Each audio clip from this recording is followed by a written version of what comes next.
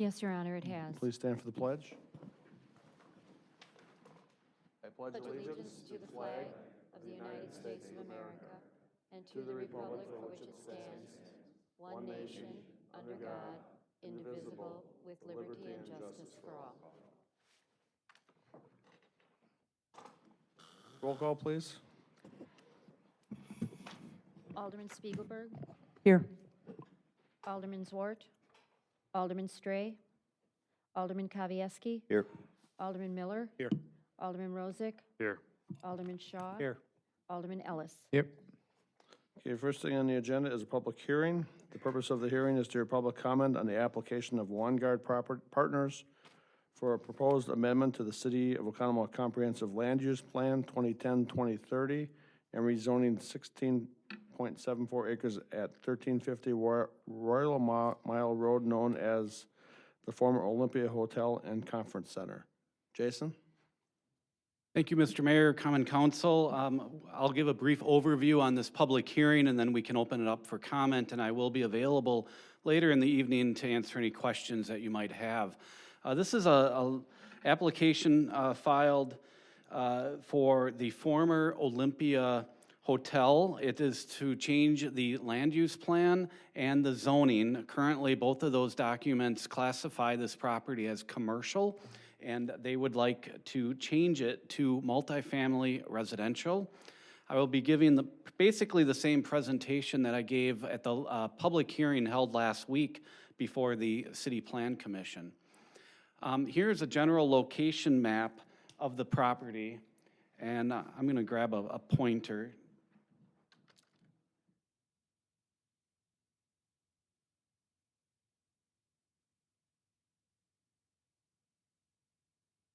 Sorry about that. I'd like to just explain the property is on the west side of Summit Avenue, Highway 67. It has some vacant land immediately to the west. It has some apartments and vacation rental units to the north, and it has some vacant land to the east, and then its own parking lot was also to the east there. So that's the general location. It's north of Oconomowoc Parkway. I think we all know the property that we're speaking about.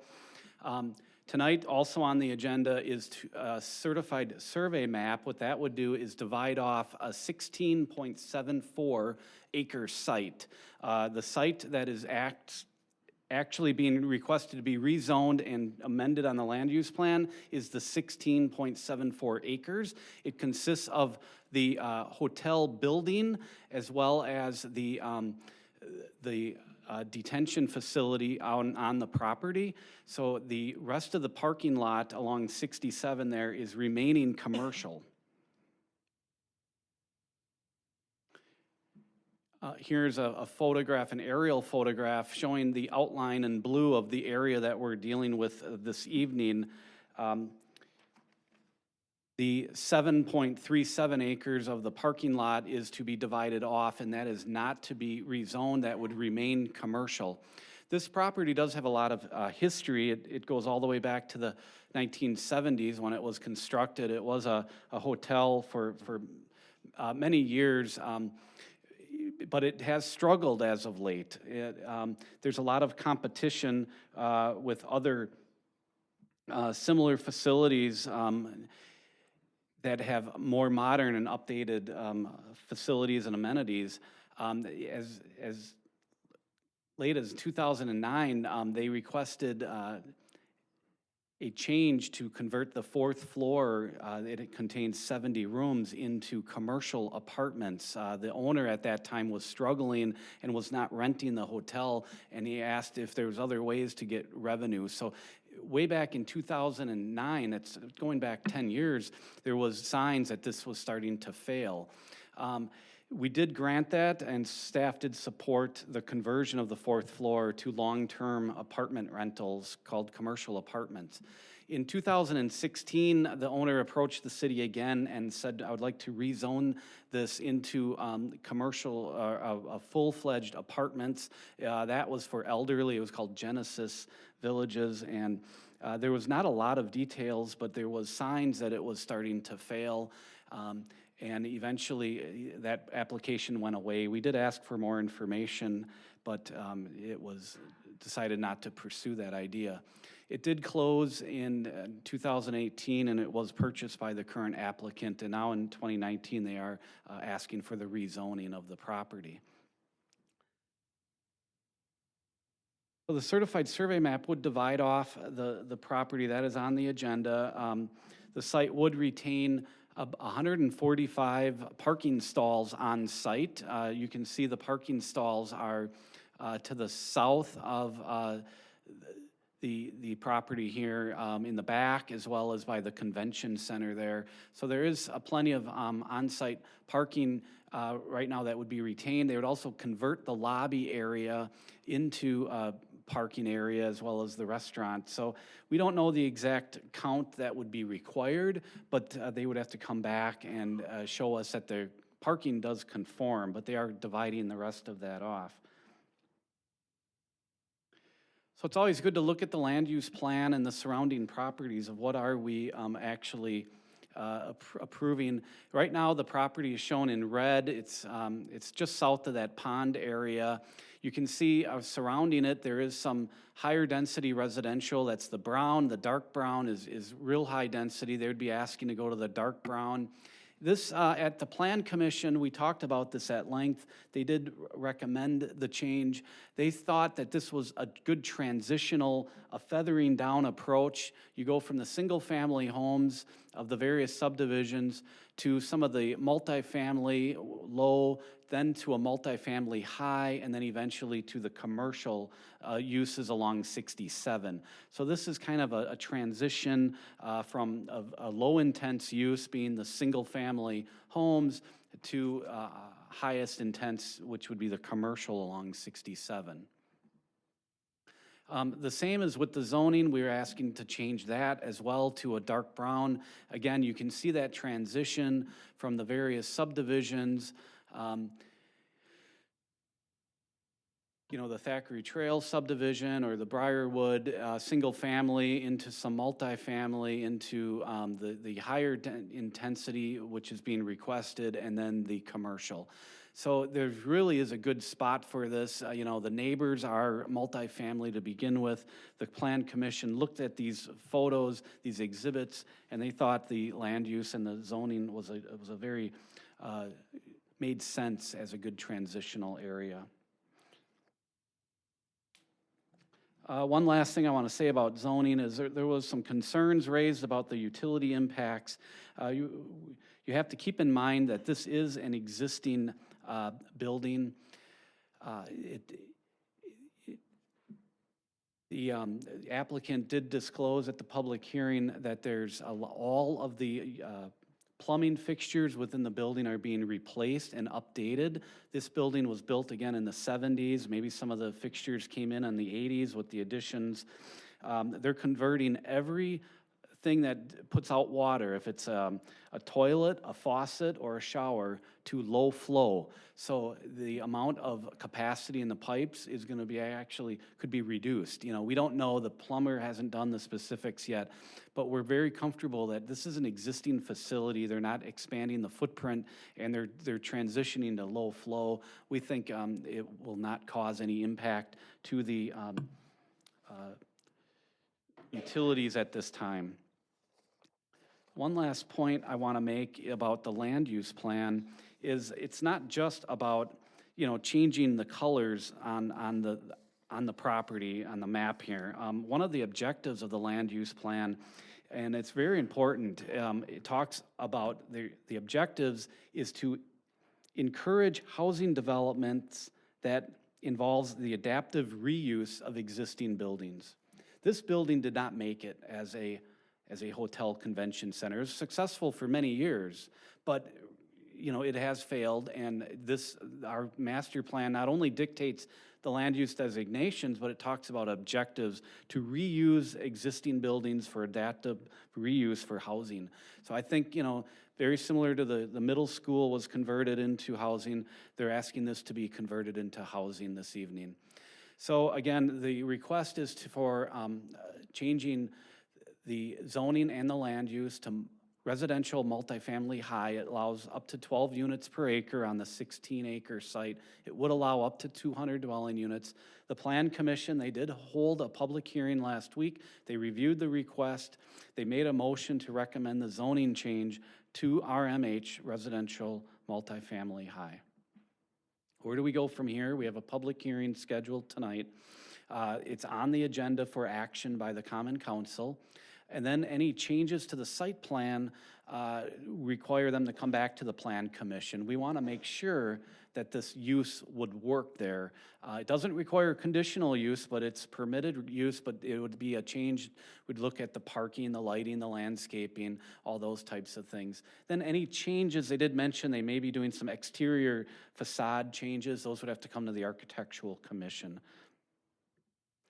I'd be happy to answer any questions later in the evening. I will leave this slide up on the board. Thank you. Thank you. Does the applicant wish to present something? Good evening, Mark Lake, Wongard Partners, 1200 North Mayfair Road, Milwaukee, Wisconsin. Good evening, Mayor, members of the Common Council. Wongard Partners is here to present a change. We have been in the community for a number of years. We've developed the shops at Prairie Creek up on the north side, along with the Preserve, 3 phases, 375 apartments on the north side at P&Z. We also own the development that's just immediately to the south, the Oconomowoc Plaza, which is part of the Kmart Plaza. And over the last couple of years or so, and hopefully it's coming to fruition, and is that we're working towards the redevelopment of the now that since we acquired it, that the Olympia and quite possibly the other properties that are along Highway 67 here. I'm currently working on a master plan that has been used that incorporates the city's vision of what should occur on our property and this new property that we acquired. And that includes adding a frontage road, that includes adding a better entrance for Paps Road that would allow for a better ingress and egress to the property that are in or west of the ski hill. But in order to do that, we have to do a couple things. One of them is that we are requesting to repurpose the Olympia Resort. It's a bigger undertaking, takes time. We came in well in advance here so that we could, and we met with staff and the mayor and the administrator and determined the best course of action that we would need to take to make this a successful project. Part of that includes coming in for a CSM, because we needed to have the legal description for the rezoning, and that legal description also was needed for the land use plan change. And so in order to start this process, and you all know this already, but we have to do the land use plan, and we felt that our plan to repurpose the Olympia Resort to multifamily was, in our case, the highest and best use that we could do with this property. It would be importantly expensive just to rip the whole place down and come back with something where we can reuse the core of the resort, the hotel proper, for apartments. And I handed out earlier the sheet which describes the number of units that we're looking at.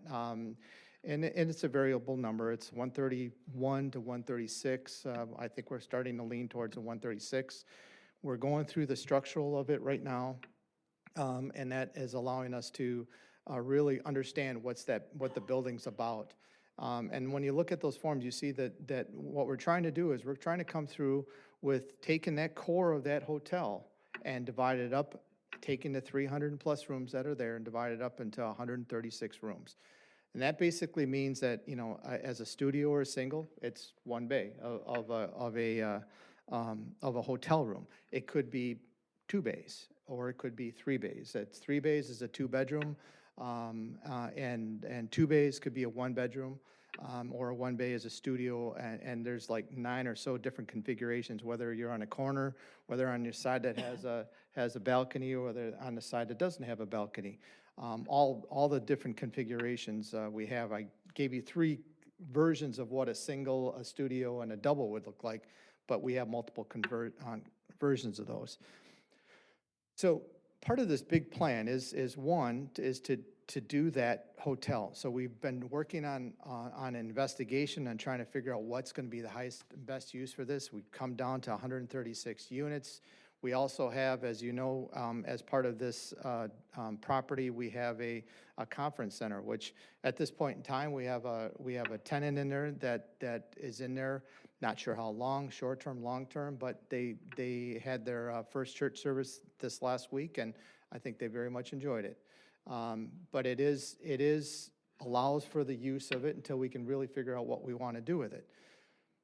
As you know, the resort has many restaurant spaces. It has the lobby area. It has many floors of conference space. That doesn't include what was in the bigger conference center, if you will. And we're actually working on, because it's all slab on grade, if anywhere around when this place was built, it was a lot of concrete was poured in terms of building this building, and that's why it would be so expensive to remove it. But one of the advantages of that is that we can take out the lobby, we can take out the first floor and turn that into parking, because it's just slab on grade. It's no different than putting a deck parking lot, and we just need to figure out where the columns are and how do you how do you program it. But in order to do that, we have to take all the walls down, and we have to do all that other stuff. But really, in order to do that, we have to go through this process first, because this process determines and allows us to move forward with something. We don't necessarily want to go through that process, and then in the end, they say, oh, well, sorry, we don't want you to build up apartments here. We don't want you to do all that stuff. And the carrying cost on this building is pretty high. So we have, 3 to 6 months worth of construction and deconstruction on this property that we have to, get moving forward with, and staff and the mayor have allowed us to kind of move this in an orderly fashion that allows for us to meet the requirements of what we believe will be the larger picture. If you look at our Economwalk Plaza with the Kmart going all the way up to the lake as you know, is a lake. Why is it a lake? Well, it's actually the stormwater detention pond for our property, and that lake is the ski hill. We've had pictures, it was very cool actually, we have pictures of them digging out the lake in order to make the ski hill. It's nothing but sand that comes from the bottom of that lake, and it is the stormwater pond for everything north of the Kmart North, all the way up to Regent Road, and then back to Cannon Gate Road. That whole area basically drains into that lake, and that's acting as the pond. Certainly, there are things on the property that need to be cleaned up. We know that when we get to a point where we have good architectural renderings and a good site plan, and we've finalized the master plan for this bigger development, including the frontage roads and everything else, we'll be back. I fully expect to be back here all summer long, working on various aspects of this development, whether it's a land division for a new use or that wants to come into our development. So this is a process. This is a process that I want to work with you on, and I hope you want to work with us on making sure that this is the best area that we can finally get this section of 67 to be, so that the city can be proud of what's there. Sure, it was proud of it 40, 50 years ago, but it has now changed, and now we have to react to all those changes, and we have to provide workforce housing for the people that work in this community that maybe that there's not enough room for them. We know that there's a need for it, because we have 376 apartments on the north side of town that are full. And so we're trying to figure out a way to get it so that more people can work in here. And I think there are a few people in the audience that would agree with me, and we'll speak to it a little bit later. So in summary, we're trying to come in and for rezoning and a land use plan amendment and the CSM that would allow for both of those to work. We believe that our use as multifamily high is comparable to the ones that are down along Oconomowoc Parkway, which are being used as a buffer to the Target Center. The one that's the same up on 67, the Lexington Court, I believe, is being used as a buffer to the single-family residential development to the west. We believe that, we'll provide an additional 138 to 200, 136 to 200 apartment units over the next number of years. We're not planning on building 200 today. We know that right now, the housing study and everything else says we could do about 136. We're willing to wait. There's room that we can build another tower or another facility, and when we figure out the parking and everything else so that everything works, then I think we'll be comfortable and we'll come in and we'll request architectural approval and site plan approval and major use approvals as required to get all those things done. I'll be happy to answer any questions if you have some later on. Thank you. Thank you. We'll take public comment now. Anybody that wants to speak on this issue, there's blue cards at the podium. Please fill them out. I'll call the ones I have, and if anybody else wants to speak later, just come up to the podium. Phil Kubo?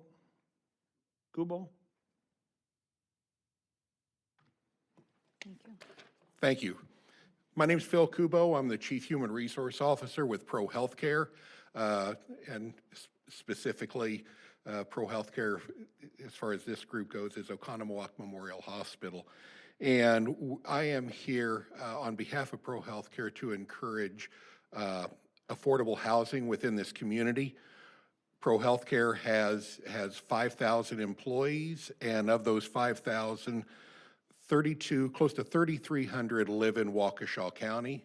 Specifically, 432 of our employees live in Oconomowoc. We are going through a period of very aggressive growth at Pro Healthcare. As an example, we've built a new cancer center in Pewaukee, the new heart and vascular center in Waukesha. We're in the middle of a major remodel at Oconomowoc Memorial Hospital, and we are breaking ground on a new hospital in Mukwonago. Specifically for Pro Healthcare, we have very many critical roles of employees that needs to feed all the expansion that we are doing, and I just wanted to let you know that we lose a number of candidates that would like to move into this community and move into affordable housing within Waukesha County, and they cannot find any. And so it would be of a benefit to all the area around Oconomowoc and Waukesha County to have more affordable housing, to bring in more candidates that fill very critical roles within Pro Healthcare. When I say critical roles, I'm thinking of things like certified nursing assistant, pharmacy techs, medical assistants, environmental services. Those are relatively lower paid types of positions, normally anywhere between $12 and $20 an hour. Those folks are having a very difficult time finding affordable housing. So that's all I have for you. Thank you very much. Thank you. Could I have his name again? Can you spell that? Phil Kubo, Kubow. Dale Dahlke? Thank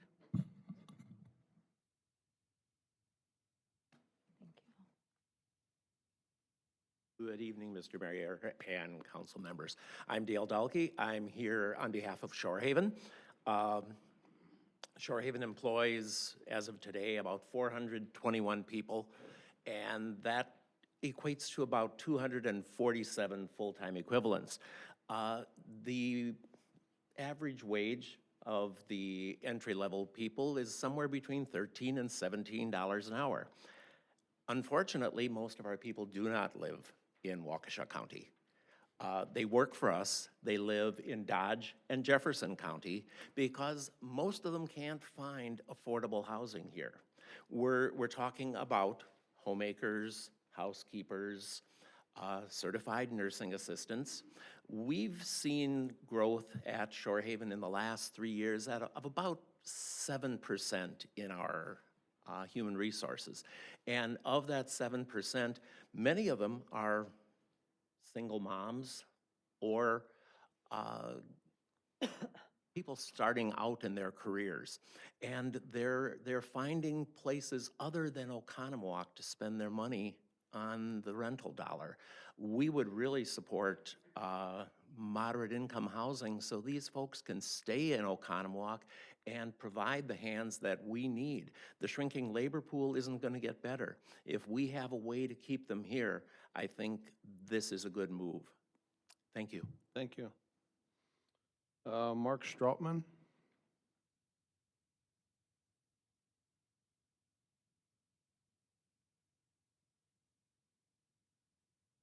Good evening, Mr. Mayor and council members. I'm Mark Strautman. I am the president and CEO of Three Pillars Senior Living Communities based in Dousman. And while we are not located in the city of Oconomowoc, we have been serving area seniors for well over 100 years.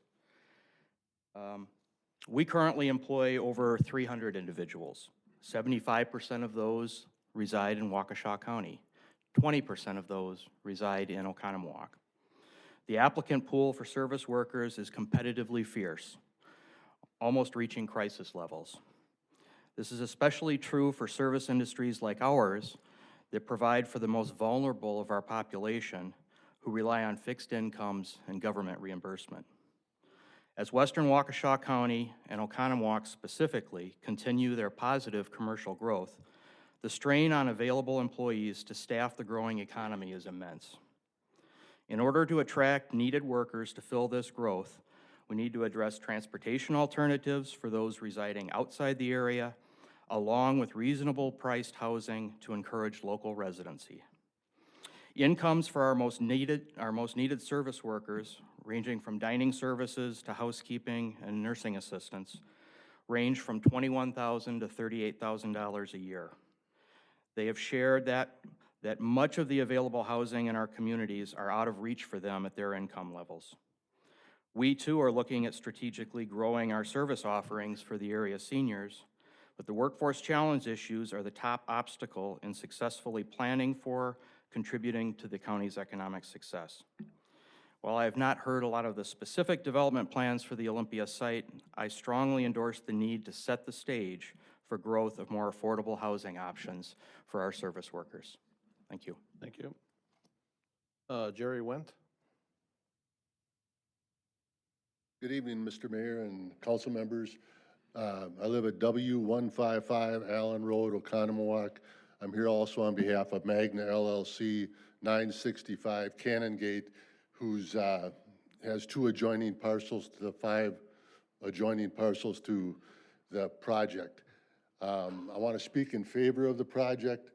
I think the redevelopment of the hotel complex is going to be a great deal of help to spur the growth of the whole area, development of our property. I say that selfishly, but it's going to help develop that. And it's the gateway to the city, really. I know I said, you know, it's going to help our property, but it's going to help the entire city because you come off I-94 on 67, come into the city, and if that area is redeveloped, it's really going to help everything. So I wholeheartedly support the project, and I hope you do too. Thank you very much. Thank you. Tim Casey?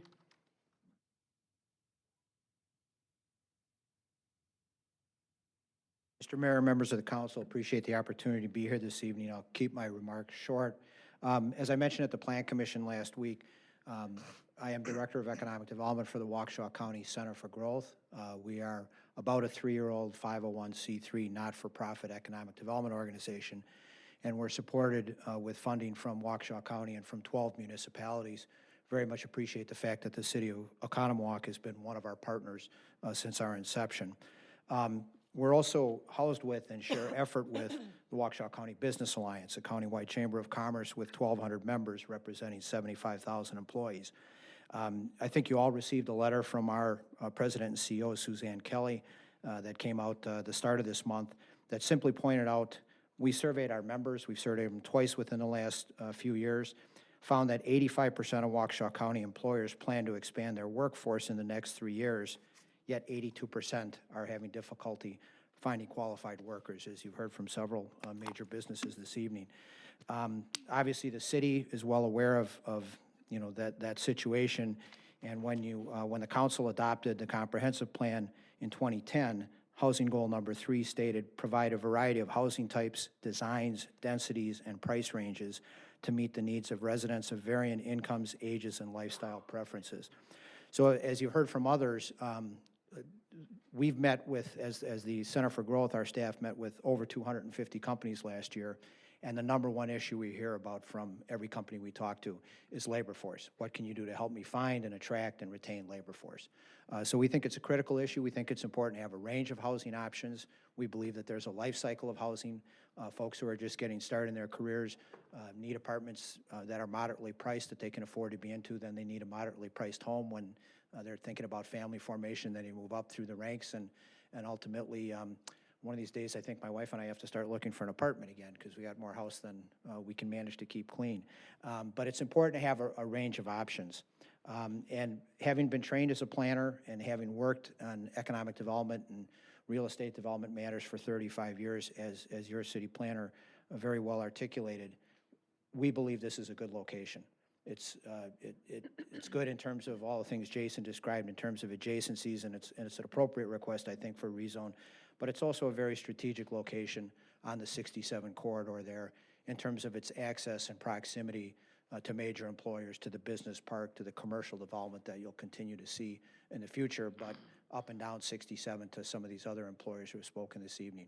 So we hope, too, that you will support the request, and we also stand ready to work with you in any way that we can to assist in planning for the larger assemblage of land that's available there, and be happy to help in any way we can as you do both the planning and look to take other portions of this property to the market. Thank you very much. Thank you. Are there any other comments? I do have one letter that I received from Dan Farrell at Roundy's, basically supporting the project. I think everybody in the council has a copy of it. I'm not going to read the whole thing, but we just want to put it in the record that we did receive this letter. Seeing no other comments, we will close the public hearing and move on to regular business. Next item is item 5, approval of the meeting minutes from January 15th, 2019. We need a motion to approve the minutes. I'll moved. Questions or concerns? Seeing none, all in favor signify by saying aye. Aye. Opposed? Minutes have passed. Next is comments and suggestions from citizens. This means this is for anybody else that wants to talk on any other subject. Is there anything that anybody would like to bring up? Seeing none, we will move on to the consent agenda. On the consent agenda, we have several items, first being licenses, the second being an ordinance to repeal and recreate Section 1.25 of the municipal code relating to municipal court and judge. Second reading, this is a housekeeping matter. Third is a resolution approving the 2018 continuing appropriations, and then the January 2019 Treasurer's Report. So we need a motion to approve the consent agenda. So moved. Second. Moved and seconded. Any questions? Seeing none, call the roll, please. Alderman Spiegelberg. Aye. Alderman Stray. Aye. Alderman Kavieski. Aye. Alderman Miller. Aye. Alderman Rozak. Aye. Alderman Shaw. Aye. Alderman Ellis. Aye. Okay, moving on, Finance Committee. First item is consider act on a resolution retaining hearing examiner for the Waterview condominium project. We need a motion to approve the resolution. So moved. Second. Moved and seconded. Jason? Thank you, Mayor. This is a resolution to hire Attorney John Fuchs. He would act as the hearing examiner for the review of the Waterview condominiums. The Architectural Commission was presented with this application, but they recused themselves to take formal action on this application for various reasons. Since we need someone, the city needs someone to actually formally act on this now. The Architectural Commission did vote on the resolution to recommend John Fuchs as well, and to adopt his findings. This attorney, Attorney Fuchs, is very experienced. We went out and we sought him. He has acted as a police and fire commissioner, so he has done hearing examiners for other levels and other municipalities. We recommend that you adopt the resolution. Thank you. Questions? Comments? Go ahead. Just a real brief comment about what this gentleman will do for folks that don't understand what he's going to do. He's basically taking the place of the Architectural Commission, and he's going to create findings of fact, conclusions of law in an evidentiary setting, and then decide whether or not to allow 517 on the lake to proceed. Is that an accurate summary of what exactly he's doing? Right. Any other questions? Go ahead. So this one individual is going to be the one who's going to determine whether or not 517 will happen. No. No, it's he, place of the art board, his determination is appealable.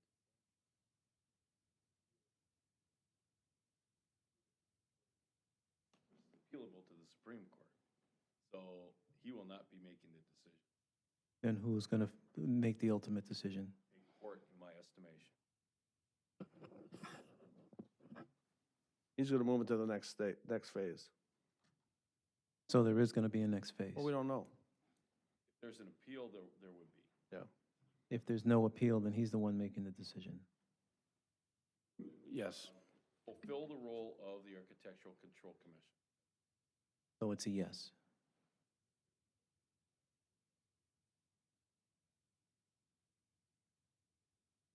Go ahead.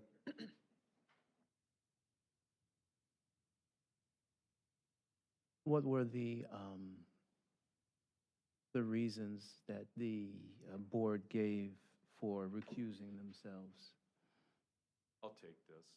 One. Excuse me, Stan, could you speak into the mic, please? Thank you. One member had publicly pre-decided the case, which is inappropriate. Other members at the meeting basically felt that this is a situation where they have neighbors and clients that are very, very involved in this, and they felt they could not be fair and impartial. And that's why.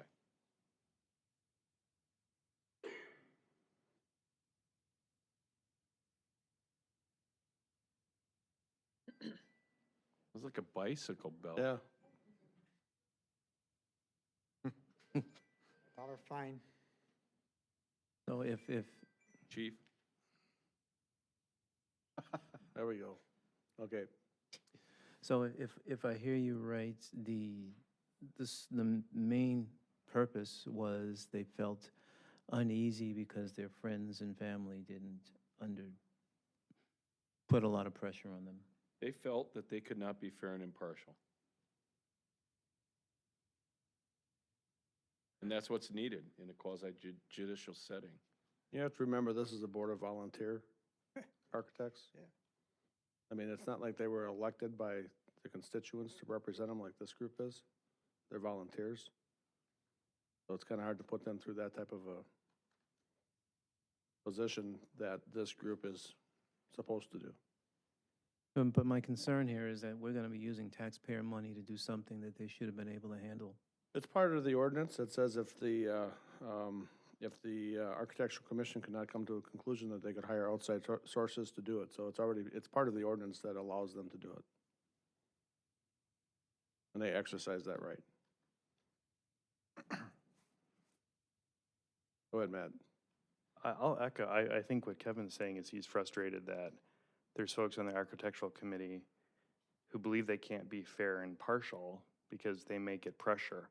We all get pressure on decisions. I'm not happy doing this either, but I think we have to.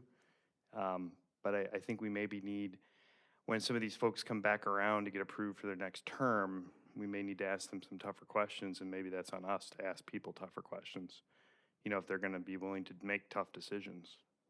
I agree with you 100%. Yeah. When the appointments come up, they will be reviewed Yeah. more stringently than they have been. Agreed, thank you. Go ahead. When you make those appointments, I mean, they can come from all over, They have to have an architectural background and they have to be from the city. Oh, okay, well, I think. Well, they don't have to be from the city because Kurt Schrank isn't. but- Because I know there's not a couple of them that are. Yeah, they don't have to be from the city, but they have to have ties to the city. Okay. But they do have to have architectural background. Any other comments? One more. Go ahead, Lou. The direction that we're taking with this approach helps to protect the city legally. So I'm in for it for that reason. Going down this road with the Architectural Commission in a potentially jeopardized position would have put us into a bad spot, or not the spot that we really want to be in as a city from a legal jeopardy standpoint. So putting that non-partisan, or just an expert in their field that is contracted helps protect us. So for all of those reasons, I'm going to be for that. Like the city attorney said, what this does is it moves it past the Architectural Commission and onto the Plan Commission. So the Plan Commission, which is represented by two elected officials, myself and an alderman. So it'll be to a point where it has elected officials on it. Kevin? Thank you, Lou, for that. I do appreciate that information. It's quite important for me to know. I am very disappointed in the Architectural Committee. I do understand they are volunteers, but we all have pressure. And I have to reiterate what Matt had stated, and that next time there are some appointments, these questions need to be asked. This shouldn't have had to come this far. This should have just been able to be handled at that level. But it is what it is, so I'm going to be for it, but I'm just very disappointed in that. I actually think it's the best way to do it, because you're going to get an expert that's got the background to, besides this person that's the hearing, the person we're voting on tonight, we also appointed last meeting architectural company out of Madison that's going to review the actual design. That company is going to come up with the facts, and then is going to be presented to this individual. So he's not just deciding on his own. The architect that reviews this, the architectural company that reviews this, will actually be the one coming up with the information. This is just a legal person that acts as a judge. So he's going to get pro, he's going to get con, and he's going to get neutral. Yes. Right. So he just has to judge the facts that are presented to him. He's not an architect, he is acting as a judge. Okay? Any other comments? Seeing none, we have a motion and a second on the floor. Call the roll, please. Alderman Spiegelberg. Aye. Alderman Stray. Aye. Alderman Kavieski. Aye. Alderman Miller. Aye. Alderman Rozak. Aye. Alderman Shaw. Aye. Alderman Ellis. Aye. Okay, moving on to the Utility Committee. First item is consider act on a preliminary resolution authorizing special assessments for the Valley Road Water Main Project. Do we need a motion to approve the preliminary resolution? I'll make a motion to approve the preliminary resolution. Second? Thank you, Mayor and Common Council. The Valley Road Water Main Extension had been identified to close two large radial water main feeds in the southwest area of the city and make water service available to previously unserved areas, and additionally allow our water system to function with greater efficiency. Past portions of this 12-inch water main that was installed was assessed through the Southwest Area Special Assessment. The Valley Road Water Main Extension being constructed in 2019 makes water service available to some of these new areas who had not previously contributed to the first portion of the 12-inch water main. The Special Assessment District, it's depicted in the attached engineer's report. The utility recognizes that past customers had paid for a portion of this 12-inch main, and this extension will benefit our system as a whole. Therefore, we are going to contribute 80% of the project costs. The special assessment will be put onto 4 parcels, and the estimated rec charge is $672.55. We recommend that you adopt this resolution. Thank you, Lucas. Any questions? Go ahead, Charlie. Is that assessment charge similar to rec assessments we've done in the past? Yes, it is. That direct charge falls right in line with a few of the past ones that we've done, correct? Okay, any other questions? Go ahead, Lou. Total number of additional wrecks that'll be brought on with this project?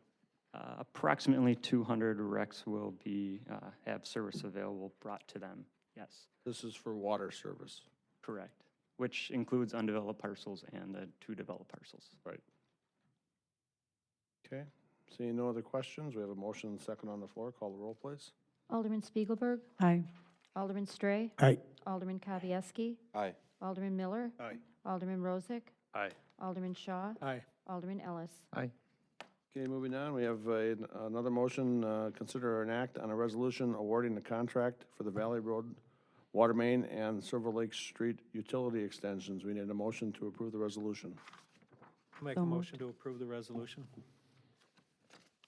Second. Second. Lucas, you want to tell us about this one too? Yeah, thank you, Mayor. The City of Oconomowoc Utilities, we advertised and received 12 different bids for the Valley Road Water Main and Silver Lake Street utility extensions this past December. There was one alternate bid in there for some tree removal work along the Valley Road. The Valley Road Water Main extension had been identified to close these 2 large radial feeds that we discussed earlier. And it also brings us water service available to some previously unserved areas. The Silver Lake Street utility extensions will provide water and sanitary sewer services to development along that street and also allow for future connections to neighboring parcels. The Valley Road Water Main and the Silver Lake Utility Street extensions were bid together under one contract to be constructed early in the year to receive favorable bids. The lowest responsible bidder in the sum of $628,679.50 plus the $5,000 for the alternate item, for a total of $633,679.50 was Wandra Construction. Wandra Construction met all of the bidder qualifications that were listed in the bidding documents. We recommend that you adopt the resolution. Thank you. Go ahead, Kevin. Have we used them before? We have used Wander Construction in the early 90s, and they did decent work there, and we also followed up on numerous communities around us, and they all had very favorable things to say about Wandra.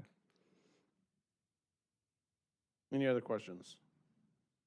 Go ahead. Yeah, just to get it on the record, there was quite a range of prices that came back on this, all the way from $630,000 to $1,130,000. So it's a huge range there.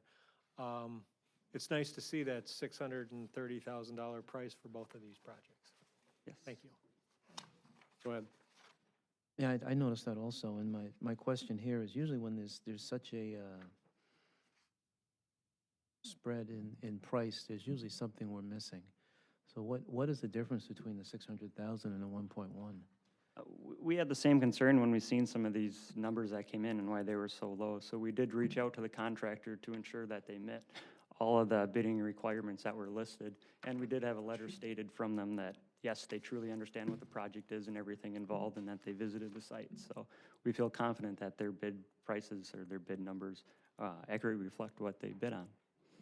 Alderman Ellis, I actually personally got involved and made them document in writing. We were concerned that they weren't taking into account soil issues relating to high water levels and dewatering needs, and we specifically made them state in writing that they've taken that into account and their bids are solid, and that they will not be coming back with any extras as it relates to those things. So we put some belts and suspenders on it. Excellent, because that would be my concern as we go in there and, oh, wait a second, we didn't think, oh, what about that over there? And before you know it, now they're at 1.3, so that's my only concern. Go ahead, Matt. Who's engineering this project for us? Is this utility engineering, or is this? Yeah, the City of Oconomowoc Utilities did the engineering for the Valley Road, and then Pinnacle Engineering did the engineering for the Silver Lake Street utility extensions. Good, thank you. Any other questions? Seeing none, we have a motion and a second on the floor. Call the roll. Alderman Spiegelberg. Aye. Alderman Stray. Aye. Alderman Kavieski. Aye. Alderman Miller. Aye. Alderman Rozak. Aye. Alderman Shaw. Aye. Alderman Ellis. Aye. Going on to Plan Commission, without objection, I'd like to move item D and E up because I have a feeling A, B, and C might take a little bit longer. Okay. Item D, consider act on a final plat for Prairie Creek Ridge Addition Number 3, located west of Highway P, south of Wayland Drive and north of Prairie Creek subdivision. We need a motion to approve the final plat. So moved. Second.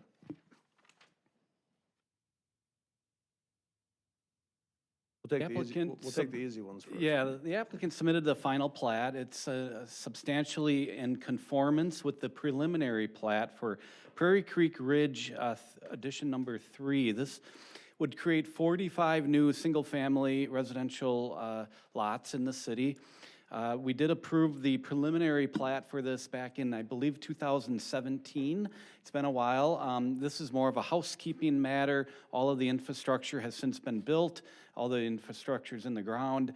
So it is ready to go. They're ready to sell the lots. So this is kind of the final piece of it. The final plat has been reviewed for technical, and the staff is now comfortable with the plat. So it's on the agenda for final action, so we can sign it and get it recorded. Is there any questions? Any questions for Jason? Go ahead, Lou.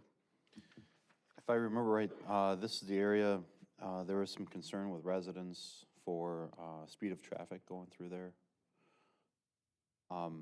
There was some discussion about how that road was constructed to have some natural slowdown points, but there also was some conversation about potential signage. Is there, I just can't remember. Well, signage is something we look at once it's constructed and people start traveling and the police monitor it, and if they feel that signage is needed, they'll request stop signs at that time. But right now, it's not really being used because it's empty fields, you know, but there was concerns that people may use this as a cut-through. We'll have to just monitor that as time goes on. Any other questions? Seeing none, we have a motion and a second on the floor. Call the roll, please. Alderman Spiegelberg. Aye. Alderman Stray. Aye. Alderman Kavieski. Aye. Alderman Miller. Aye. Alderman Rozak. Aye. Alderman Shaw. Aye. Alderman Ellis. Aye. Okay, item E, consider acting on an extraterritorial certified survey map for N65W34753, Road J in the town of Oconomowoc. We need a motion to approve the extraterritorial certified survey map. So moved. Second. Jason? Staff received this request for a certified survey map. It's not actually in the city of Oconomowoc boundaries, but it falls within the platting jurisdictional area of the city of Oconomowoc. That extends out 3 miles, and this is not quite 3 miles, but it falls within that 3 mile buffer. This does not create any new lots. It is it resolves some overlap issues. There's 2 lots that are adjacent to each other that were part of 2 different subdivisions, and when they were going in to build, they noticed there was some discrepancies, and the Waukesha County asked that they do a new certified survey map. So this is the result of a resolution between 2 owners of the properties getting together and resolving this matter by a certified survey map, so now they know where the boundaries will be. And we have it as a housekeeping item that just kind of, we are required to review it and then sign it before it gets recorded. Go ahead, Charlie. So this does resolve that property line dispute? Yes, both owners did sign off on it. They're very comfortable with it, and they're asking that we approve it. Yep. Okay, any other questions? Seeing none, we have a motion and a second. Call the roll, please. Alderman Spiegelberg. Aye. Alderman Stray. Aye. Alderman Kavieski. Aye. Alderman Miller. Aye. Alderman Rozak. Aye. Alderman Shaw. Aye. Alderman Ellis. Aye. Okay, moving back to item A, consider act on an ordinance to amend the 2010-2030 comprehensive land use plan for the Olympia Fields development. We need a motion to give the ordinance its first reading. So moved. I'll second. Go ahead, Jason. We held a public hearing on this item earlier this evening. We heard about roughly 6 or 7 people speak in favor of this. The Plan Commission did also recommend approval of the land use plan amendment. Last week, we held a public hearing there as well. With any land use plan amendment, the state law requires that the city adopt it by an ordinance. So that's what's in your packet this evening. And then if the ordinance is successful, then we can go on to the next item, which is the rezoning. And then we would wrap it up with the certified survey map. I'd be happy to answer any future questions that you might have.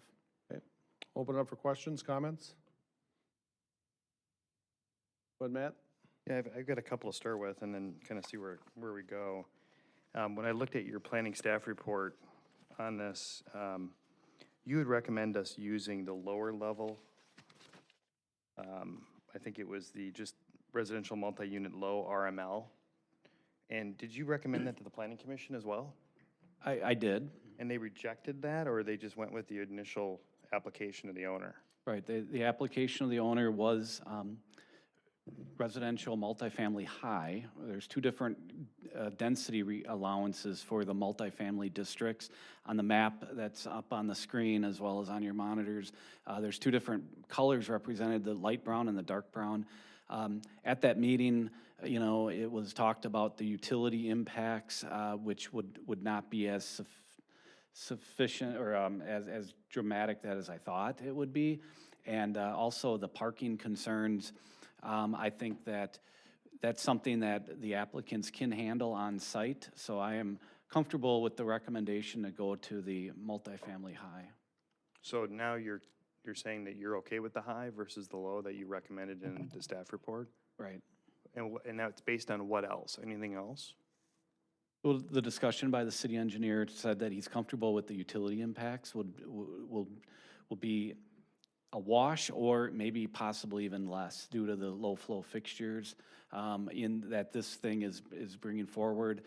Also, I think the parking concerns that I initially raised with the number of stalls, I think hearing the construction of the building, the slab on grade, that they can utilize a lot of the space inside there, potentially the conference areas, the convention center area. I think they can get the parking counts up to where they need it. That would conform with zoning. So, and this isn't, I'm just curious on this process, Jason. You recommended a planning commission, which was last week, the low. In between that and now, you're saying you're okay with the high. Right, well, these reports come out well in advance of the Plan Commission. There's been a gap since I've written it. Okay. And yeah, I've heard two public hearings. I've sat through Plan Commission discussion, and I heard the city engineer talk about the utility impacts. So I think there is, you know, my opportunity. I think it is a good for a change to go to the high now. So if we went to the high, my understanding is the buildings as they stand right now could take up to 167 residential units. Is that right? There's an inconsistency with the land use plan, zoning densities, and the master plan and the zoning, okay? In this case, I feel if the zoning is approved with the high, it would be up to 200 units and that would rule. I think when we update the land use plan, which you know that process is currently underway, we have to have these two documents. They would have to mesh with their densities, so we have the same consistencies. Right now, we have 12 on one and units per acre versus the other one is a different Okay. 10 dwellings per acre. So, and that's per acre, right? The 12 units per acre. That's not necessarily how many could fit in the current building, the envelope of the current hotel, right? Right, it's per acre, right? What did you see or hear about parking? I mean, I don't see anything in my packet about parking or that change in your kind of opinion on this. Based on discussions with the developer, you think the parking's enough? Initially, when I saw that they're dividing off the parking fields along 67, I wasn't sure if they would have enough parking. But I have counted the stalls that are out there. There's 145, I believe, out there. you know, and then hearing the discussions about converting the interior, I ran some preliminary numbers, and I think they need to put about 100, just over 100 stalls inside the building, and based on what I know about parking, I think they'll be able to fit that in.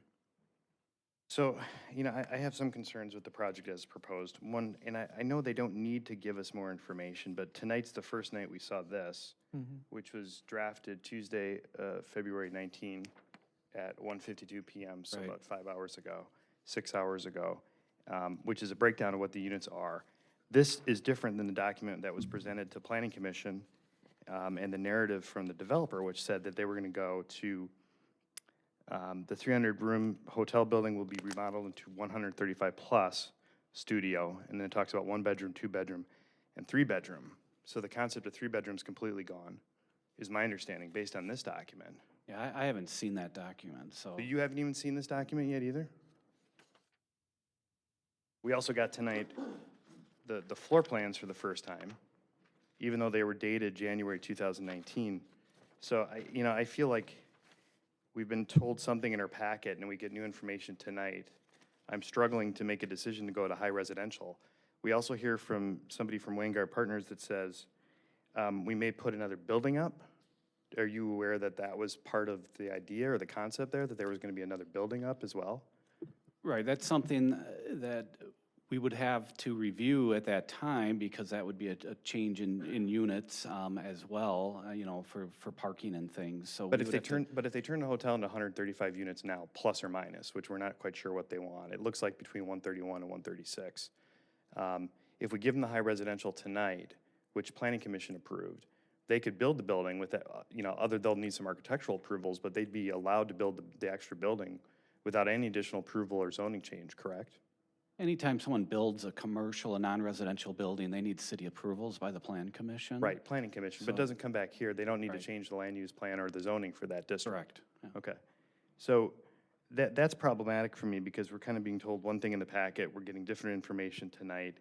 We've asked for some of that area to be master planned. It sounds like they're working on something now, but I think we're a little bit far away from making this decision yet. Well, as a in my opinion. planner, I look at this maybe a little bit different than the way you're looking at it, Alderman.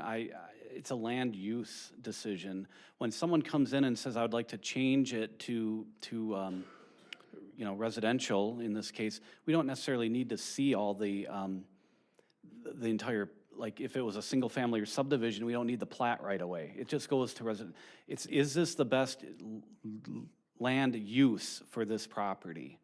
And then we would, the details will come and fall into place as it happens.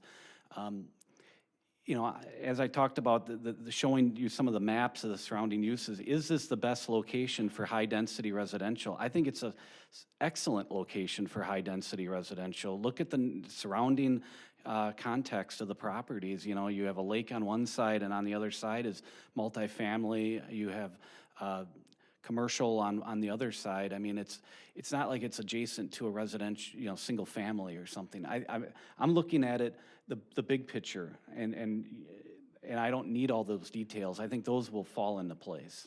As far as the amount of use of utilities, when you talked to the utility department about rec usage, did you talk to them about this proposed, second or third wing of the hotel? Was that part of the discussion? Right, we know that they would convert the existing hotel into apartments. The extra building at this point is not really, that's something that we'll have to review when they come in for a building. They did say that all the plumbing fixtures are gonna be changed to low flow, high efficiency. So knowing that building is gonna produce probably less utilities than it currently is. So, Okay, I guess my question was a little different. Did you know before tonight that they were going to propose or are already thinking about another building, and has that been yeah, we did know discussed with about that. utilities? Okay. Why is tonight the first night we're hearing about that? I mean, I haven't heard about that before. It's not in any of my packets. It's not in any discussion. Tonight's the first night I'm hearing that, hey, we want the high residential. We knew that. and I couldn't figure out why. But when they because- say another building, they might add on to the existing building. It would be a building addition. It's Right. not like a standalone building. It would be, potentially adding some units somewhere. The whole building is being remodeled, and, I understand that. yeah. And I understand that people, when they have their properties, I want them to do, what they want with their properties. But it seems like we're missing a lot of pieces here, and things are just starting to fall together for me. So, I don't know. Charlie? Yeah, Matt, I had some similar concerns. See, I can support this area of high density where the hotel is, but then I heard the comment made tonight by Mr. Lake that we could possibly build another tower. Where I see this happening then is where the convention center is. And I'm not so sure I necessarily want to see a tower where that convention center is. So do we have any further explanation on that tower? That's what I heard Okay. tonight. Without objection, Stu? Mr. Mayor, Common Council, my name is Stu Wangard of Wangard Partners. We are looking for the long-term development of this site for the zoning. And I'm going to take a step back before we talk about the tower, and let's talk about utility usage. This facility had 3 restaurants operating in it, bar operations in it, a very large commercial kitchen, and 35,000 square foot conference center. 300 hotel rooms. Each one of the hotel rooms had full bathroom in it. They also had the vanity sinks, and then there were certain rooms that were actually converted into suites. So they had additional kitchen facilities in there. We are taking over 300 rooms. We are taking banquet areas, we are taking meeting room areas, and we are decommissioning it and bringing it down to approximately 136 units in total. Now, in the future, there will be an opportunity to expand it. There's a reason why we look for the overall density. If you're familiar with the operation of our company, our facilities are very heavily staffed. With the property on the north end of town, we have 3 full-time people working at that building that are involved in management, leasing, assistant management. We also have at least 3 maintenance technicians at that building working full-time. You need a certain level of service to provide not just the needs of the residents, but to maintain these facilities. You need these certain type of ratios to be able to support hiring high-quality employees. These are professionals. If you take a look at the background of our company, you'll see that many of them have received awards for the quality work that they do. So again, you need a certain size of facility to support a quality of staff. We are eliminating the indoor pool, which used water. We are retaining the outdoor pool, and we'll be rehabbing all the equipment for that. So you will see significant upgrades there. Our plans are to remove every single fixture that's within that building, and it's ongoing right now.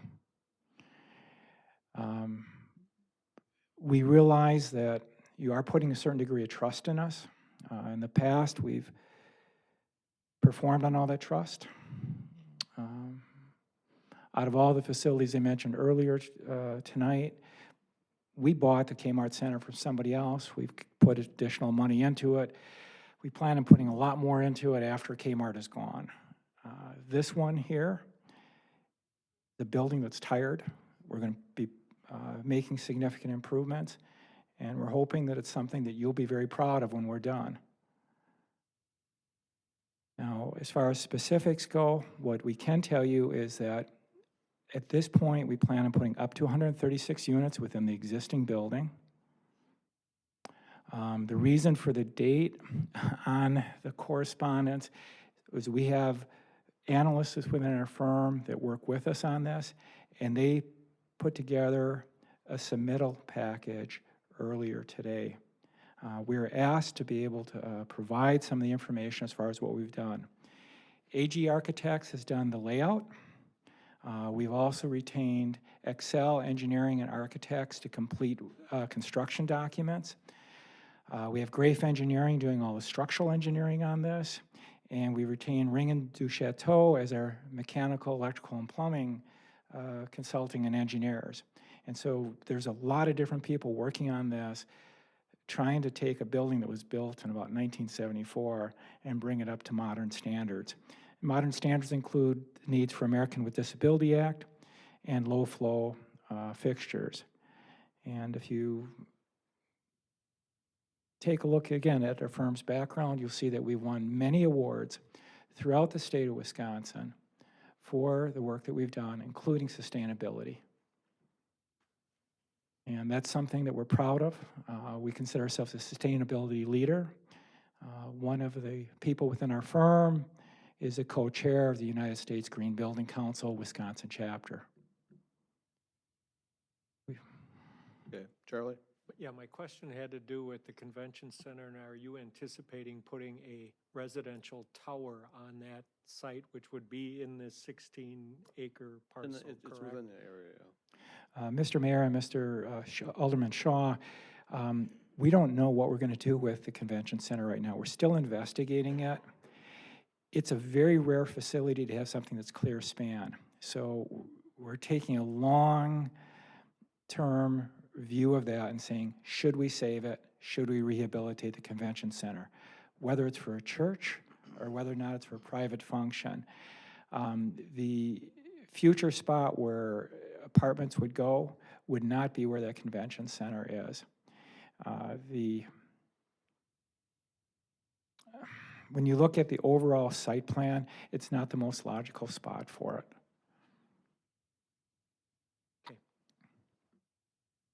Lou? I've been an advocate for housing that fits this mix for some time.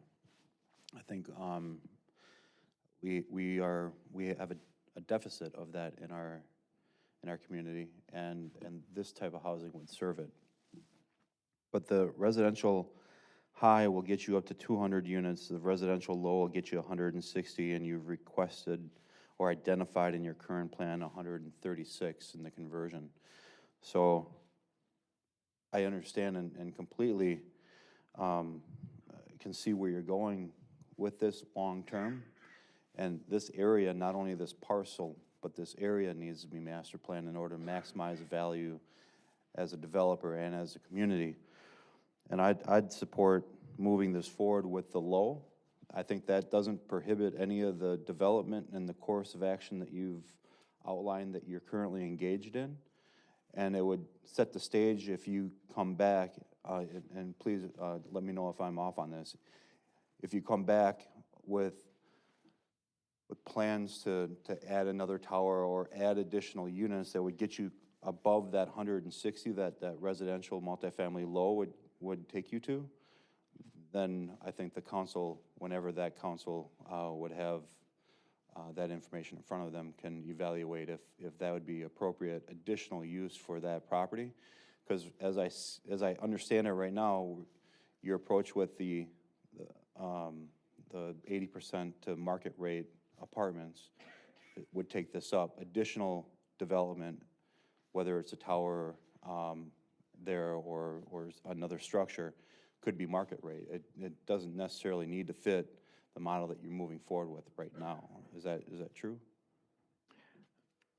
We were asked at the last time we came in front of the Common Council, the next time we provided a multifamily plan is to provide affordable housing. We've created a model here where we think we can make it work. We're going to need additional help from the county. We're working with the state also. And as far as what's going to go on with the next building, I can't commit to that. I don't even know what's going to cost to build it. Right. In this case, we know we have pretty good ideas as far as what we can do with it and making a financial model work. The 200 units is important. When you take a look at the costs that are going into this, the long term to get a reasonable investment back, the site should have the higher density on it. And so I would appreciate support from the Common Council for the high density. Go ahead, Jason. I want to just intervene here. It's a very complex item, and actually, Lou, I want to make a correction. With the zoning, there's two different things happening. There's a land use plan and there's the zoning.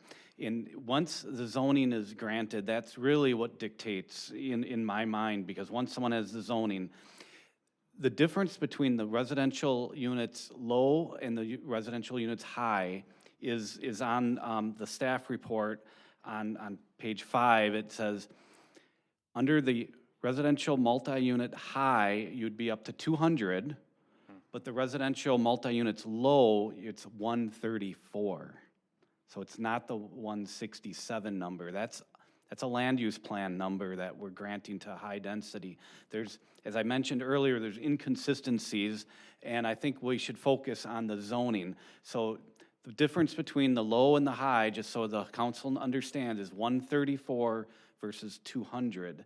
And I think the applicant is saying, you know, we don't know what that number's gonna be. We think it's 136, but we would like the freedom to go up to 200. Evan. Does anybody need to talk to Stu again? You can go sit down. Thank you. Thank you, Mr. Mayor. Thank you. My concern is, I think we've had this conversation before, where we're given information on a specific night, and then we're to make a determination upon the information that we're given. The concern that I have here is that I'm having a problem with understanding 134 and 167 and 200 and high density and low density, and I want to be able to make a decision that is going to benefit both the community, and I can sleep at night knowing that the decision that I made is going to be one that is going to be good for the community. I do understand that you had some heavy hitters here in reference to the businesses that are in town, ProHealth and the likes, and I can see where that could benefit them. I also know that there is no low or high density at this point in time. I get all that, absolutely do. But the decision that we're making is going to outlive us all. And I think that it's an important thing for us to really understand the information. I just got this tonight. I haven't even read it yet.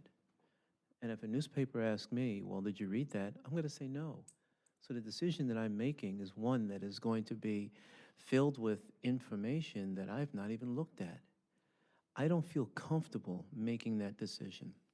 So I'm going to, if I can make a motion that we bring this up at the next meeting, give us time to get all our thoughts together, to look at all the information, ask the right pertinent questions, okay? That's my motion. We have a motion to postpone. Do we have a second? Seeing none, that motion dies. Did you have another point, Mark?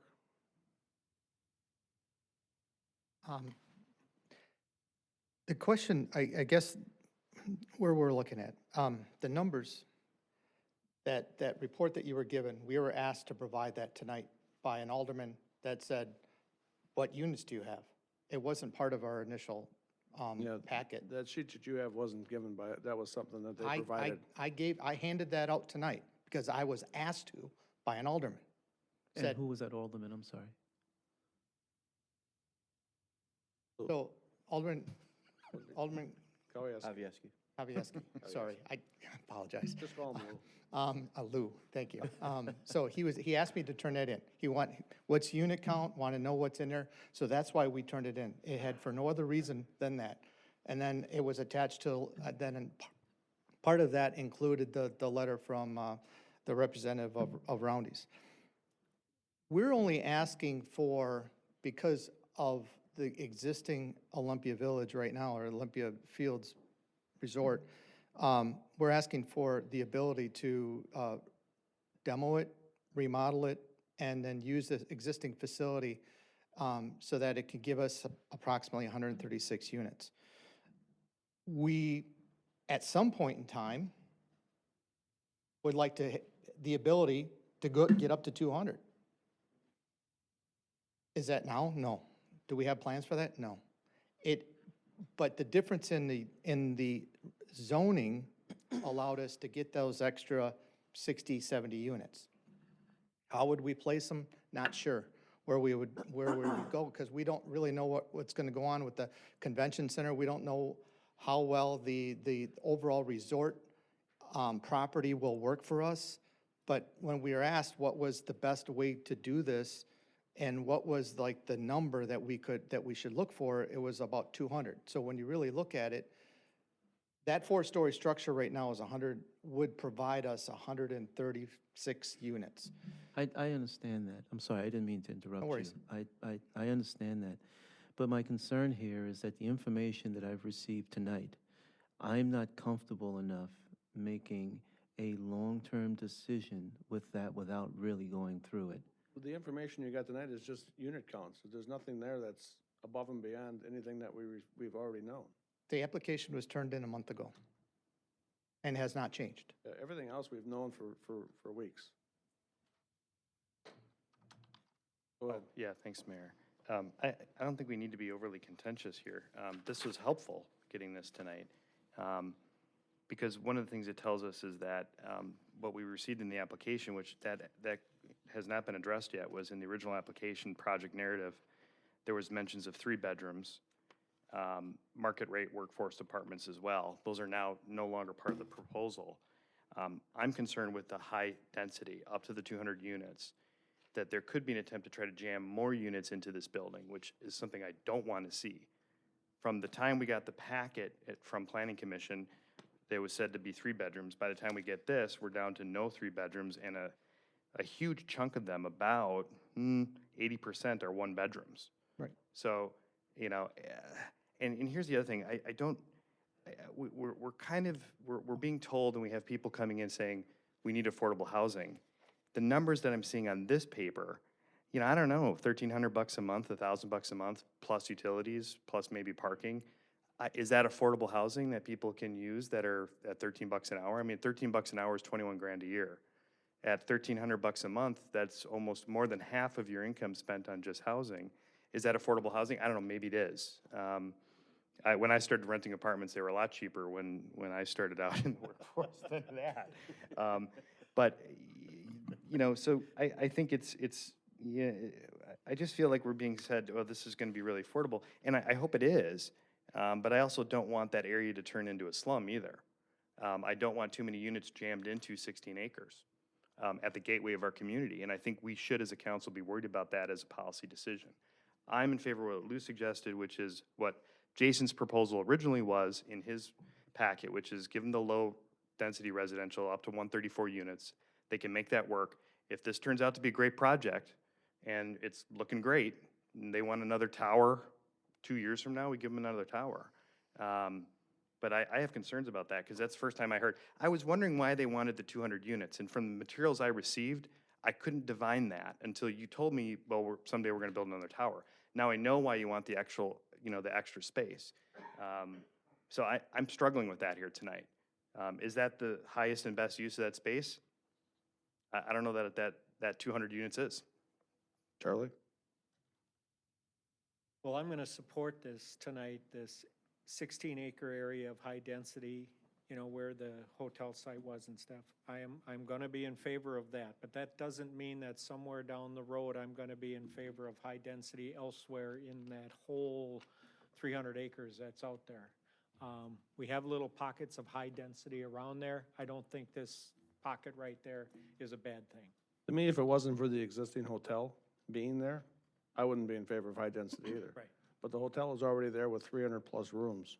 We're not changing anything, really. We're not changing the footprint of the hotel. In fact, we're taking away from the footprint of the hotel. So it's going to be a better use for the existing property, in my opinion. Lou?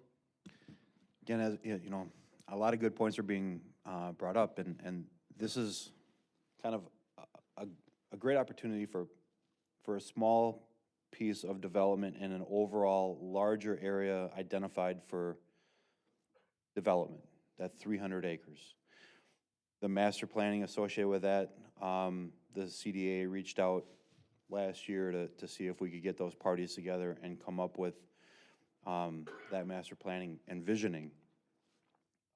As we look at opportunities as they come up, I don't know how that is gonna necessarily impact the additional and adjacent parcels. So if this moves forward with the high density as proposed and as potentially developed in the future, how does that impact the parcels around it?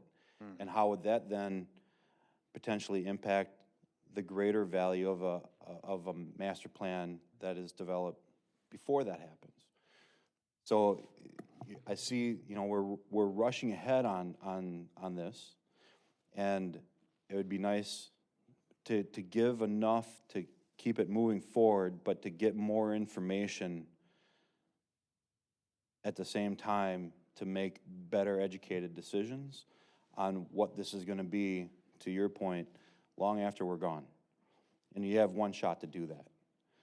So, again, I'd be comfortable looking at the low-density multifamily to allow the developer to move forward with the plans that he's looking to put together. And I would encourage additional master planning, not only for this particular parcel that you've purchased, but for that area as a whole, to make sure that this is the best thing, not only for you as a developer, but for the community as we're looking and being requested to rezone. Our zoning is our tool to make sure that we protect our community and see that development move forward in the best light. So I'd like to make a motion to amend from the high density high to high density low. Multifamily high to multifamily low. I'll second that motion. So we have an amendment on the floor now, so we will debate the amendment. Is there any comments, questions? Go ahead. Yeah, just on the amendment, I guess it's kind of on the amendment. Jason, what's our breakdown multifamily versus single family in the city? Do we have any numbers right now on that? Do you know where we're at? I know the trend is apartments, but, you can over-trend too.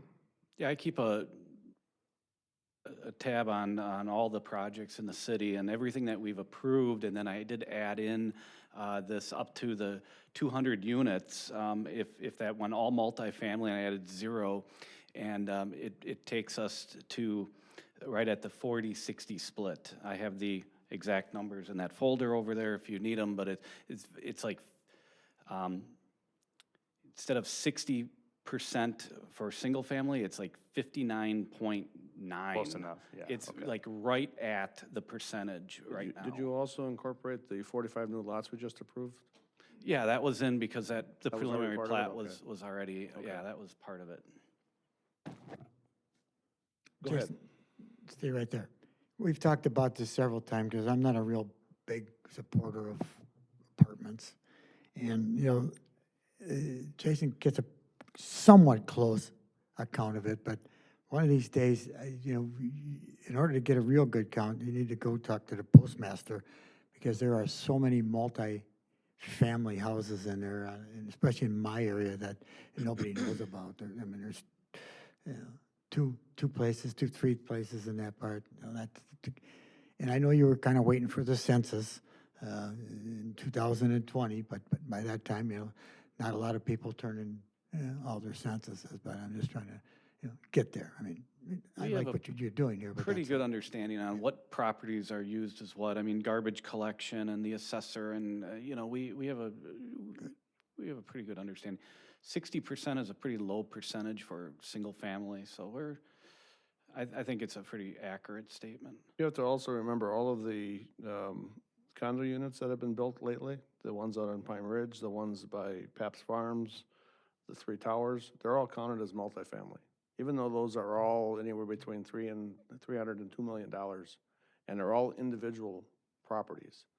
So we have to really decide, do we want to count those as multifamily, or do we want to count those as single family? It's not like it's an apartment. Yeah, some of those should get probably pulled out. Some of those have to be changed. I mean, the ones by Pat's Farms are all, there's duplex or side by side, but they're each individual property. So that's something we'll have to determine. I just want to speak in favor of my second, which is, I think this allows the project to move forward, allows the developer to start working on it. I'm not opposed to the 200 units at some point. I think if as this is progressing, it's looking good, it's getting filled. I mean, that's another big issue, it's getting filled. And they come back, I mean, I think Mr. Wongard came back for some more apartments. And we gave him another units out on Prairie Creek or one of the other ones a while back, and then that didn't get built. So, I think it's important for us to, make this in an incremental move, and so I just wanted to speak in favor of that second to go down to the 134 and let them move ahead with it. I'd like to ask the developer if, Stu or Mark, if it gets zoned multifamily low, is that gonna be sufficient for you to start your project? It would be. And then you could come back at a later date and go with high? Mr. Mayor, our whole area has seen the most incredibly fast rise in construction costs. And this comment about not moving ahead on the last one, if we got approval the first go-around, they would have been built, they would have been filled. And quite frankly, it would have been done at a 20% lower cost. So every time we delay, all we're doing is we're facing rising costs in the future. Yes, we could do it. We can make it work at 136.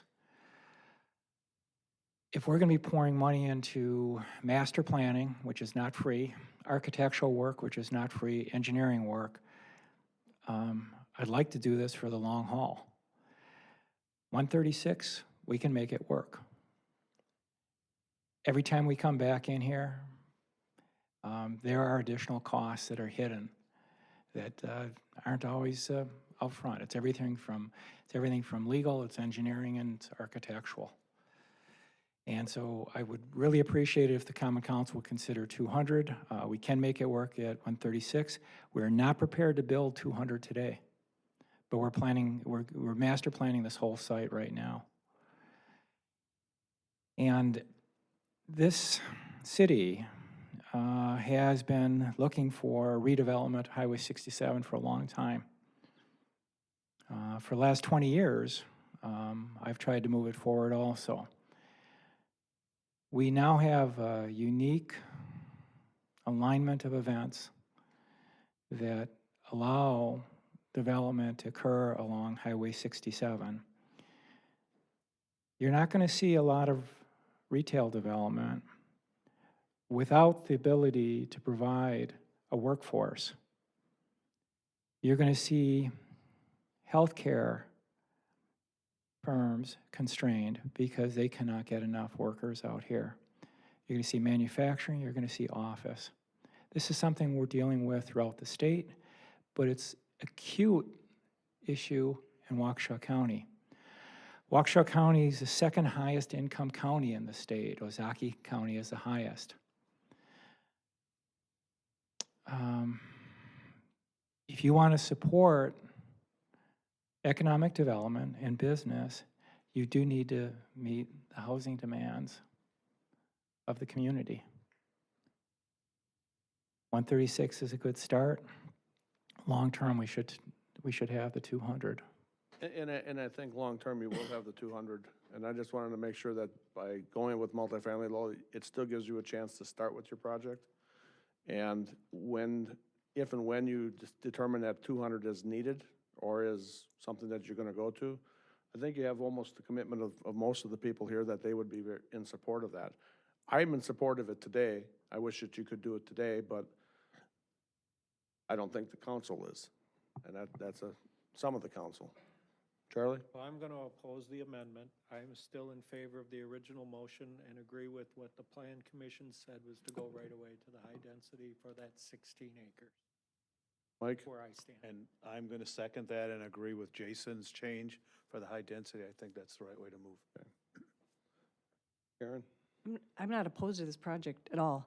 I just think I agree with there are a lot of moving pieces, a lot of information that we don't have. I agree with Lou that we need to make this bigger part of a master plan.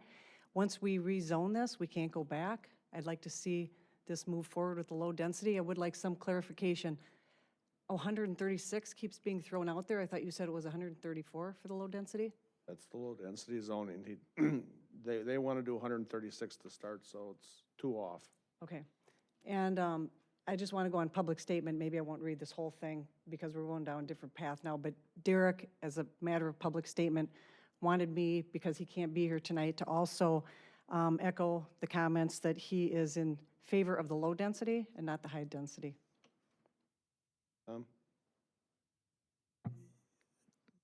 Stu, I was just looking at you're the best developer for the 2nd year in a row. Congratulations on that. Thank you, Mr. Stray. You know, going back about half an hour ago when Matt was talking about the average unit pricing, you know, for affordable, if you look at that, there are some nice affordable places there, but for the low income, you know, you were talking about 21,000, and then you whack off 25%, you know, taxes. It's a tough nut to be an apartment owner. And, you know, I've had a lap or two around the pool in the bar business, and did I miss a bar down there? Because there was 3 of them. I mean, there was one was only active. You know, the other one, they got little porta bars down there, because I know that very much. But, you know, as far as the water use and all that stuff. When we took a look at the master plan, it was treated as 3 restaurant areas, and they have that large commercial kitchen. Yeah. And they did have portable bars that they used to wheel out. But the thing is, when you talk about water usage, that kitchen is the area that uses the most amount, and then the second most amount was generated from the hotel rooms. Yeah, okay. Lou? One final. You know, I think Jason hit it on the head when he described this area a while ago as a tenderloin of our entry from the south. It is a great opportunity for development, and I appreciate your investment in that area. I want to be on record to say that I support the type of housing that you're looking to provide. Again, it is something our community needs, it is something our county needs, and it is something that our region needs. I would encourage and have encouraged and will continue to encourage you and the other property owner associated with this area to take advantage of what the CDA was trying to put together last year with master planning. I think it'll, obviously, there is a partnership between any developer in the city that they are developing in to get the tools and needed to move forward in some of the aspects. This is an opportunity to continue to move things forward and build that partnership, in my opinion, with the low, and then see where things go as it comes together. Okay. Jason? Again, I have to interject here. I'm a stickler for detail, and the low and the high, that's not the item that we're on right now. Item A is the land use plan, and that's just saying, hey, we're gonna go from commercial to high-density residential. The next item, B, that's the high and the low. I heard a motion made to change it to low. That's the item B. I think we gotta do A first. Okay. That makes sense. I'll withdraw my second then. I'll withdraw my first. And so then we're in favor of changing it to the high-density residential in the land use plan. Right. And then changing it to low multifamily. I have one question for some of the aldermen. I said, if the planner would have initially proposed multifamily high, would you have supported it? Or would you still No. been against it? Okay. No.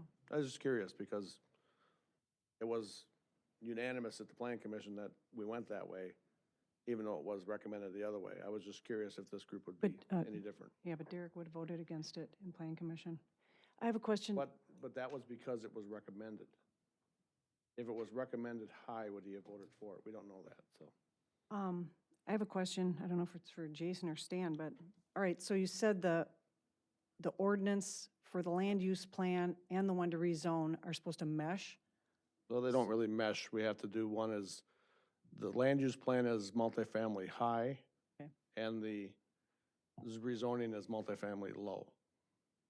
Okay, There are two categories Two of. categories, yeah. Two categories of multi-unit, district high. No. One is a low-density high, one's a high-density high. But That's in right this now, you're just talking about amending the comprehensive land use plan so that you can have one of those two okay. options. Right, right. Can I clarify? No, let me make it real simple. The land use plan goes from commercial. Yep. We're going to change it from commercial to high-density residential. That could give him up to 167 units per acre. Once we get to the second part, which is the zoning, we go from either the high-density multifamily, which is 200, or the low, which is 134. What Jason said is that zoning controls. Yep. Right. So it overlays that 167, brings it down to the 134. Got it. That's what we're proposing. Okay. So we have a motion and a second on the floor to amend the comprehensive land use plan. Any other comments? Saying, I'm sorry, you said No, amend? the we land use? withdrew that. yeah, to Yes. amend the comprehensive land use Oh, plan. I'm sorry, you're reading it from there. Yeah. Sorry, apologize. From commercial to multifamily, to high-density residential. That's gonna go to the Call the second roll, time. please. Yay. Alderman Spiegelberg. Aye. Alderman Stray. Aye. Alderman Aye. Kavieski. Aye. Alderman Miller. Aye. Alderman Rozak. Aye. Alderman Shaw. Aye. Alderman Ellis. Aye. Is there a motion to waive the second reading? I'll make that motion. So Second. moved.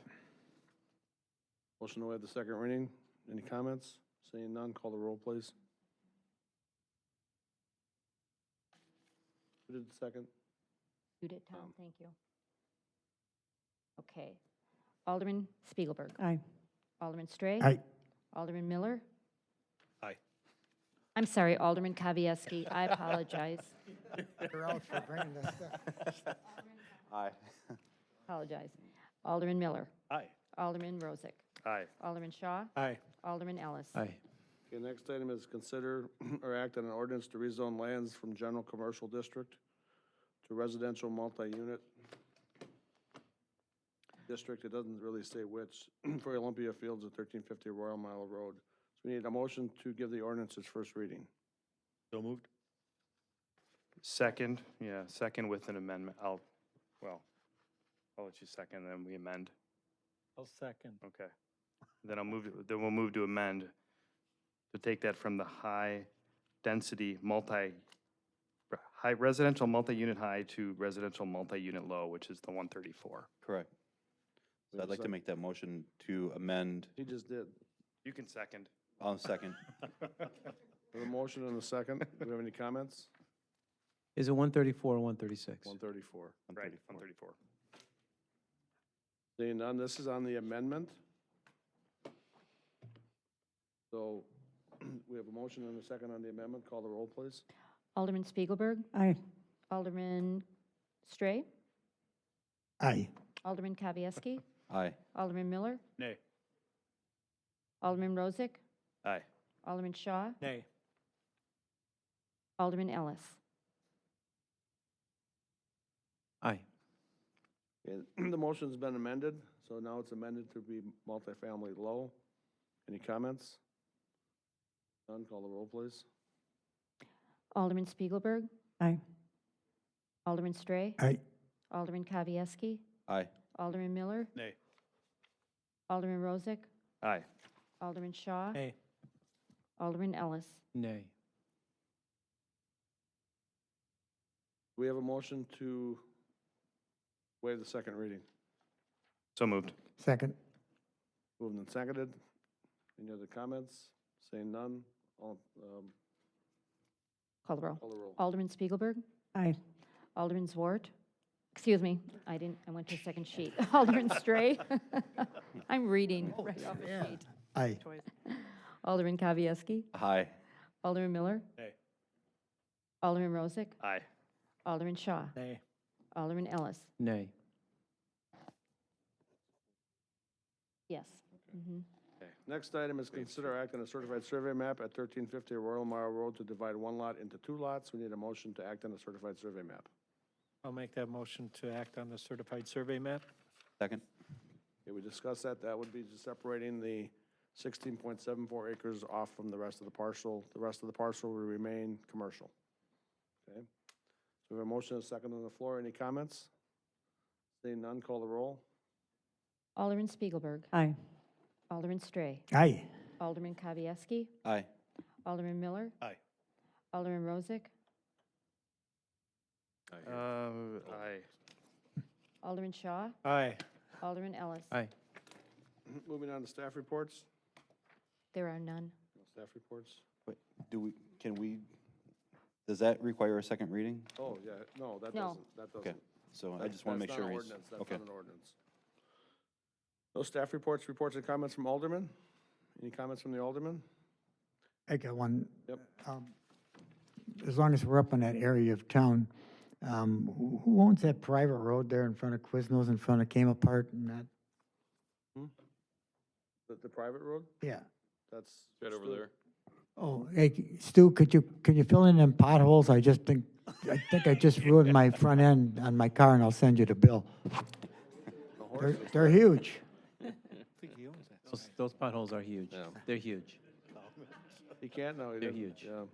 Yeah, he could use 66 more units. More units, yeah. TV? Domino's? Yeah. Reports and comments from the mayor, since there's none from the Alderman, reports and comments from the mayor. I'd just like to thank the DPW and everybody else for all the work they've been doing over the last couple of weeks with all the snow. Amen. Streets have been good, they haven't had a problem. Just want to say, I know it's a lot of work and we've had a lot of snow, so good job. Next item is a closed session. There's a closed session per Wisconsin Stats 19.851E, deliberating or negotiating the purchasing of public properties, investing in public funds, or conducting other specified public business whenever competitive or bargaining reasons require a closed session. First item is lease of city-owned land at 630 East Wisconsin Avenue and sale of city-owned land, tax keys 0563-144 Summit Avenue. Do we have a motion to go into closed session? Yeah, so moved. Second. Call the roll, please. Alderman Spiegelberg. Aye. Alderman Stray. Aye. Alderman Kavieski. Aye. Alderman Miller. Aye. Alderman Rozak. Aye. Alderman Shaw. Aye. Alderman Ellis. Aye. Okay, we'll go into closed session. So I know. everybody has to Yeah, we're leave that's kicking you not out. involved.